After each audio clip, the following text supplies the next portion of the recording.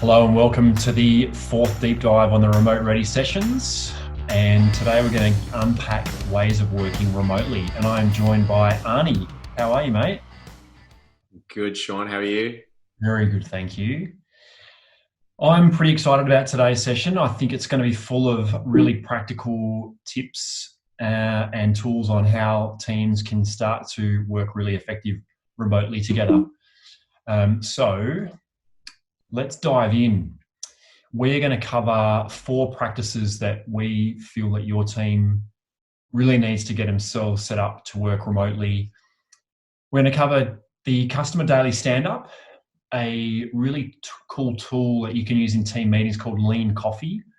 We're going to cover off a retro or retrospective and then into 90-day initiatives. And these 4 practices are there to help you get your customer alignment, get your teams collaborating, get a culture or foster a culture of continuous learning, and then also focus on actually moving the business forward and how you focus on the initiatives you need to get your team set up for success in the future, as well as the focus on the BAU stuff.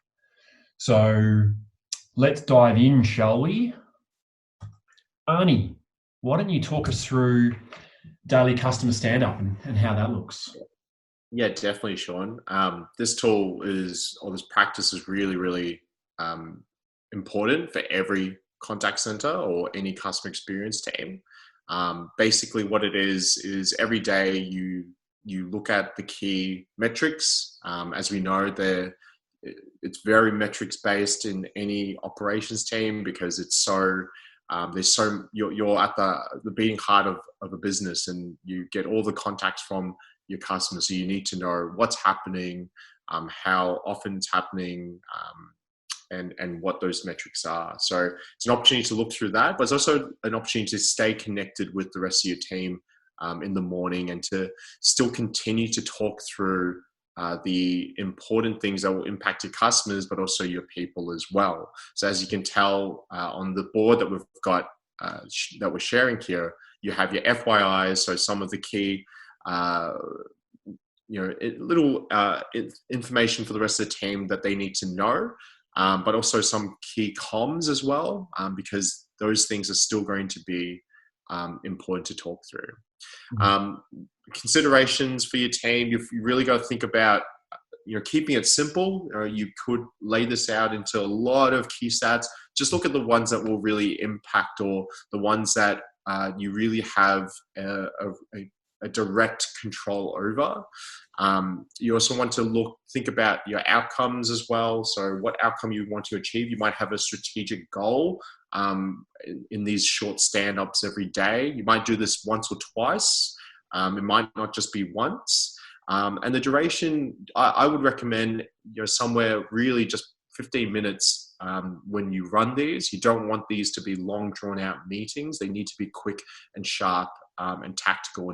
And by having a board or a visual tool like this, will really own that. And the other thing is around ownership. So who owns this information? Don't just make this the leader's job to do this, but make this the team's job to really own this. If they're going to have any level of accountability of the work here, they need to own the stats and be able to talk to that. So, but that may take a bit of time because they'll need time to understand how the metrics impact the center and how they can impact the team and the center and those metrics as well. So, and a few questions that might prompt what you talk about. So, the experience of your customers. What would you do differently? What would you do differently today? And what is the plan for the day as well? So, Sean, that's the daily customer stand-up, and that's the tactical work for the team. But what about some of the bigger conversations teams might need to have? Yeah, so part of your operating rhythm will no doubt be team meetings. And a traditional team meeting would be, an agenda prepared in advance by the leader, a bunch of things that they believe are important. I'm not saying that is not the way to go, but that also takes a lot of time to prepare for too, in some cases, So another approach could be like crowdsourcing, I suppose, is a good example. It removes a lot of admin and it's very democratic because this approach actually sources the topics from the team in the moment. And that's one of the reasons I really like it. So it's called Lean Coffee. You can bring a coffee and it's remote. So yeah, you can bring along a cup of coffee or your water. And it's really simple. I would highlight a few steps here. One is the brainstorming of the topics with the team. So give everyone they can do this in Trello. If you've got people if you're in a meeting room, you can do it with post-it notes. But this is remote, so we've got an example of a Trello board here where you set up the items for discussion. So everyone logs into Trello, you share the screen, and people just start tapping away, one topic per card. Give them a couple of minutes to do that, and then everyone gets a chance to talk through the topics they want to discuss. Then you give everyone, a couple of minutes to vote, and you do that by clicking on the card, and then everyone would assign their little icon or their avatar to it, and then you can basically see who's voted for each one, and then that helps you then prioritize what you're going to talk about. You move the ones that have been prioritized over to in progress, and then the person who nominated that topic basically gets the floor to be able to talk about it. Decide on how long you want to give people to talk about it, depending on how long you've got for your meeting. So, 5, 10, 15 minutes if you've only got an hour and you've got 4 or 5 topics. So it just depends on what the team has upvoted and how long you've got. And another really good tool to use is at the end of the time, so someone's keeping time on that, at the end, the team can choose whether they want to keep talking about it or not, just with a simple thumbs up or thumbs down, or as it says here, not sure. Because if it's a really engaging topic and you've kind of hit a nerve, you might want to keep going and in over and above the next thing that was upvoted. So then you move it across to done once you finish talking about it. So, it's a really simple tool. Crowdsource what you want to talk about. Kind of hand over the power to your team to hold that conversation, and then you as a leader can just play the role of facilitator. Make sure that it stays on track, people are being respectful, and just manage the time. So Hey, Sean, sorry, what happens if you've got if you don't get through all the topics that you want to talk about? Yeah, that's a really good question. So 2 things. Well, you're capturing the to discuss here, so you can just keep this list live. So when you come back to your next meeting and do Lean Coffee, the things that people had jotted down before are still there. And it's just a case of then you go through that voting process again. And if some of those things then get upvoted, that's cool. Then they become discussed. If not, they just sort of stay at the bottom. So it's a living list that, continually upvote. Great. Cool. So next thing we're going to talk about is, we've gone through what are things on people's mind they want to talk about. What if there's areas that your team want to improve on? There's things that are, maybe not working so well that the team thinks that, you need to set some actions around trying to improve. What would you suggest there, Arnie? Yeah, thanks, Sean. So that comes our third tool, which is around the retrospectives. And here's an example of that on a Trello board. But this is probably my favorite tool and one of the simplest ones to use for any team. And it doesn't have to be long and drawn out. Like, it can just be really, really small, but it can also be big as well. You basically, what it is you ask 3 questions about a certain topic. It might just be, how are we working in general? It could be just about this project that you've just completed. It could be about a certain process that you have in train at the moment. And all you do is you ask these 3 questions. You could have come up with other questions if you want to get more advanced, but it's just asking what's working, what's not working, and also what's puzzling us. So what questions are there? And the team then gets an opportunity to come up with their ideas around these 3 questions. Because you're remote, use a board like Trello, but you could also use other tools such as Miro. But the idea is you want a way for people to come up with their feedback on what's working, what's not, and what's puzzling them. Once you come up with that, you group up the different topics that come up. um, from the team, and you then prioritize. So you get the team to again vote, just like we did in the virtual coffee.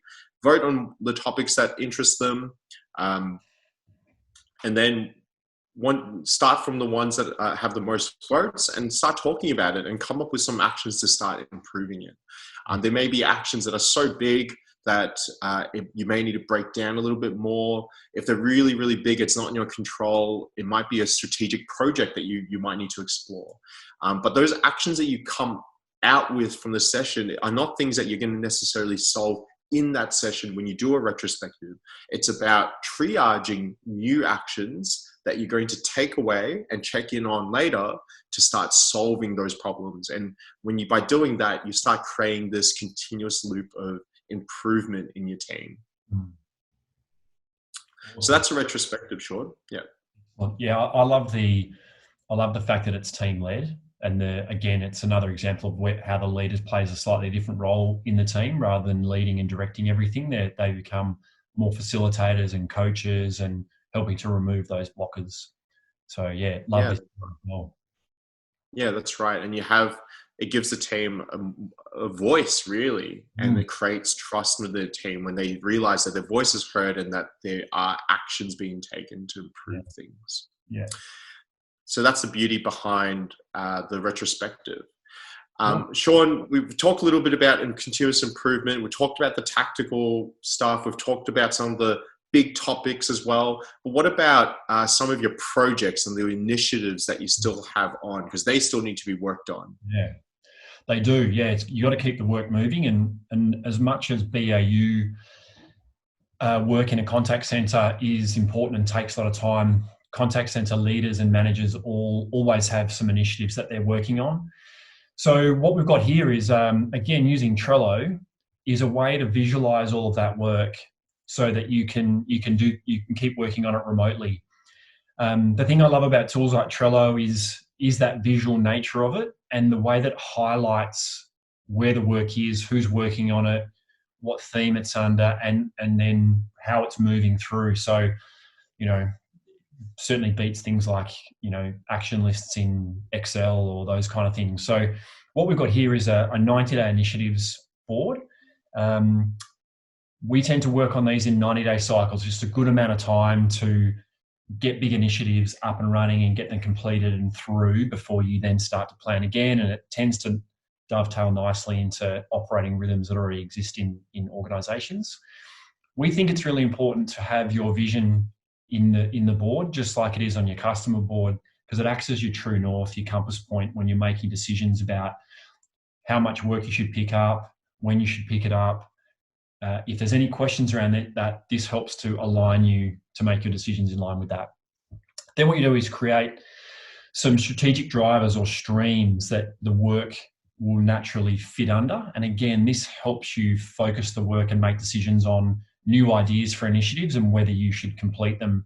If they don't fit under these, then you should consider whether or not it's a priority for you to work on.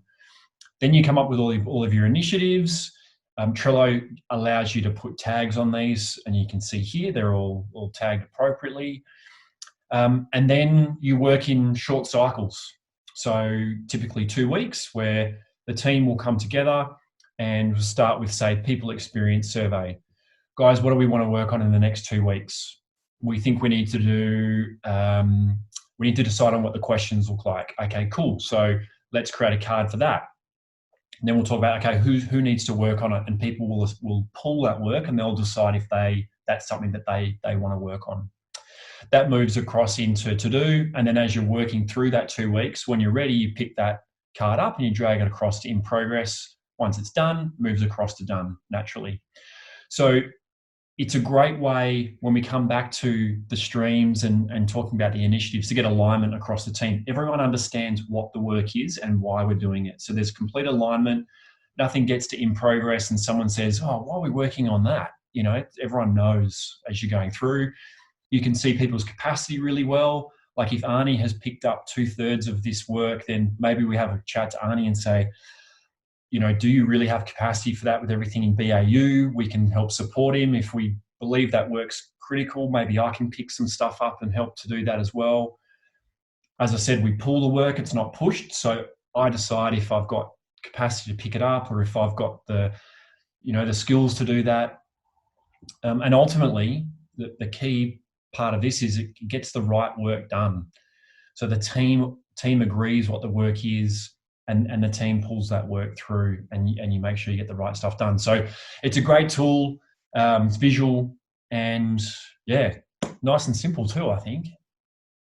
Sean, would you say a team would use this? Like, how often would they look at this work in their teams? Yes. Yeah. So I suppose you would apply the stand-up principle to this too. So you'd have, I suppose it depends on the nature of the work. What's the cycle of getting some of this stuff done? You could do daily stand-ups if you're moving stuff through really quickly, or you might just do once or twice a week. You don't want to do it too often because you're not able to give an update that is tangible enough. So maybe once a week, so you can give a good update and actually show the progress of things moving through. Great. All right. Well, I think we've shown some really good practical tools there on organising the work remotely with teams. If you have any more questions, please contact us. You can get hold of us through LinkedIn. All our contact details are on the website as well. And we're really encouraging people to follow us on LinkedIn, the company page, because that's where we're going to share all of this goodness over the next, moving forward, I suppose. Thanks, Arnie. Anything you want to leave us with? No, I think it's definitely uncertain times at the moment, but it doesn't mean that work can't continue. I think there is an opportunity for teams to start moving this way, and hopefully some of the practices that we've spoken about might be things that you might try at home as well. And also we have a podcast as well, so do check us out it's on iTunes, Spotify, anywhere you get your podcasts. It's called the Agile Contact Center Podcast. There's a few really good episodes on there, so I think any team can go check that out too. Great. It is a great podcast, even if we do say so ourselves. Thank you for that.